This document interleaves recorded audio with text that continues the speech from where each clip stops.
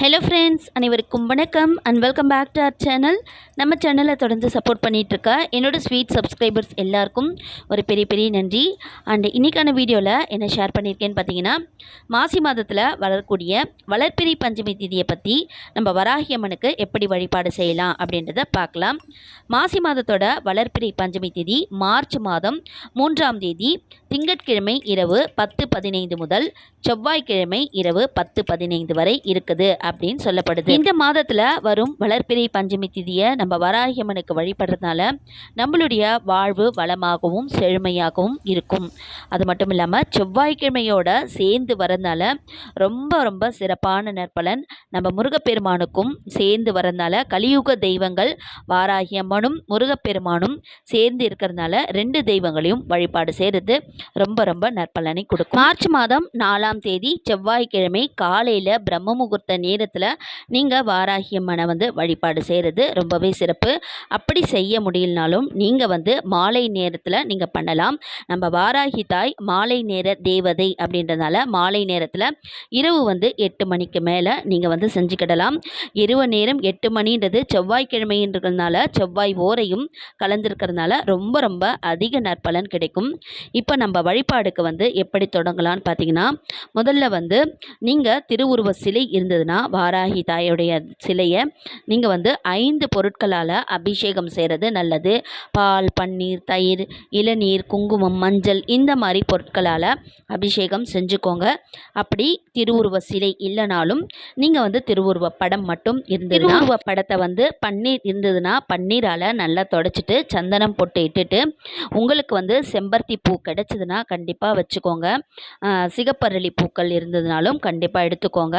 ரொம்ப ரொம்ப சிறப்பான நற்பலன். ஏன்னா செவ்வாய்க்கிழமையோட சேர்ந்து இருக்கிறதுனால சிகப்பரளி பூக்களும் சிகப்பு செம்பருத்தி பூவும் இருக்கிறது வாராகி தாய்க்கு ரொம்ப ரொம்ப சிறப்பானது. அதற்கு அடுத்தது பார்த்தீங்கன்னா பஞ்சகவ்ய தீபம். இதுதான் பஞ்சகவ்ய தீபம் சொல்லுவாங்க. இந்த பஞ்சகவ்ய தீபம் இருந்தாலும் நம்ம பஞ்சமுக நாயகிக்கு ஏற்றுறது ரொம்பவே நல்லது. இல்லை உங்ககிட்ட திருவுருவ சிலையும் இல்லை திருவுருவ படமும் இல்லை நீங்கள் வழிபாடு செய்யணும் அப்படின்னு ஆசைப்பட்டீங்கன்னா ஒரு 5 முக விளக்கோ இல்லை ஒரு அகண்ட மண் விளக்கோ எடுத்துக்கோங்க. அதில் நல்ல எண்ணெயை விட்டுட்டு நல்ல ஒரு பெரிய அளவில் திரி ஏற்றிட்டு அந்த அம்மனை அந்த திரிய தீப ஒளியில் நினச்சிட்டு நீங்கள் வழிபாடு செஞ்சுக்கலாம். அதற்கு நெக்ஸ்ட்டு பார்த்தீங்கன்னா அம்மனுக்கு ரொம்ப விசேஷமான மஞ்சள் கிழங்கு மாலை. மஞ்சள் கிழங்கு 21, 11 இந்த மாதிரி ஒற்றைப்படை எண்ணிக்கையில் நம்ம கட்டி வாராகி அம்மனுக்கு சாத்திட்டு வரலாம்.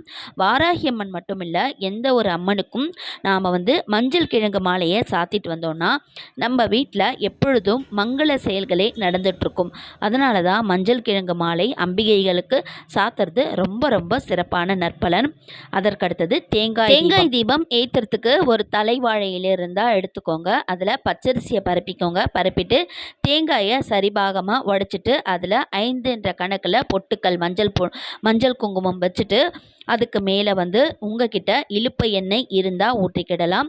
இல்லையாச்சும் நீங்கள் சாதா நெய்யோ எண்ணெயோ எது இருந்தாலும் ஊற்றி ஏற்றிக்கிடலாம். ஏற்றிட்டு அப்படி வாழையில கிடைக்கலனா நீங்கள் ஒரு தட்டில் பச்சரிசியை பரப்பிட்டு வெறும் வெத்தலை மேலே தேங்காயை வச்சு நீங்கள் ஏற்றிக்கிடலாம். அதுக்கு நெக்ஸ்ட்டு பார்த்தீங்கன்னா உங்களுடைய வேலைகள் ஏதாச்சும் தடைப்பட்டுட்டே இருந்ததுன்னா வாராகி அம்மன் கிட்ட வேண்டுதல் வச்சுட்டு வெற்றிலை மேலே 5 மண் அகல் வைத்துட்டு நீங்கள் 5 பொட்டுக்கள் வைத்து நீங்கள் தீபம் ஏற்றி கோரிக்கை வைத்து நீங்கள் கண்டிப்பாக வேண்டுதல் வைக்கலாம். ஏன்னா வேண்டுதல் உங்களுடைய வேலைகள் வெற்றி ஆகிறதுக்கு நீங்கள் இத்தனை பஞ்சமி திதி ஏற்றணும் அப்படின்னு சொல்லிட்டு நீங்கள் வேண்டுதல் வச்சுட்டு நீங்கள் வளர்பிறை பஞ்சமி திதியில் இந்த மாதிரி வெற்றிலையில் வச்சுட்டு நீங்கள் மண் அகல் வச்சு நீங்கள் ஏற்றிட்டு வரலாம்.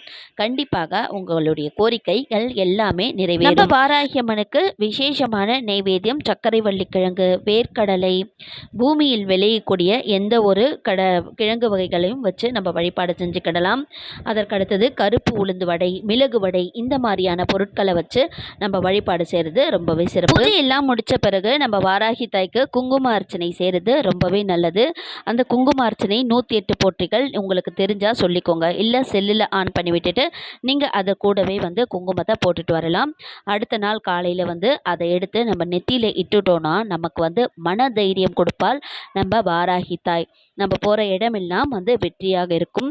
நம்ம வந்து இந்த மாதிரியெல்லாம் வாராகி தாயை வழிபாடு செஞ்சோம்னா கண்டிப்பாக நம்மளுடைய வேண்டுதல் எல்லாமே நிறைவேறும். நம்மளுடைய கோரிக்கை வந்து நேர்மையாக இருக்கும். கண்டிப்பாக நீங்கள் நினச்சது எல்லாமே வாராகி தாய் நிறைவேற்றி கொடுப்பாள். ஓகே ஃப்ரெண்ட்ஸ், இந்த வீடியோ உங்களுக்கு பயனுள்ளதாக இருந்திருக்கும்னு நினைக்கிறேன். இந்த வீடியோ உங்களுக்கு பிடிச்சிருக்கும்னு நினைக்கிறேன். பிடிச்சிருந்தா மறக்காமல் சேனலை சப்ஸ்கிரைப் பண்ணிக்கோங்க. இதோட நெக்ஸ்ட் சூப்பரான ஒரு வீடியோவில் மீட் பண்ணலாம். நல்லதே நினைப்போம், நல்லதே நடக்கும். Thank you friends, take care, by.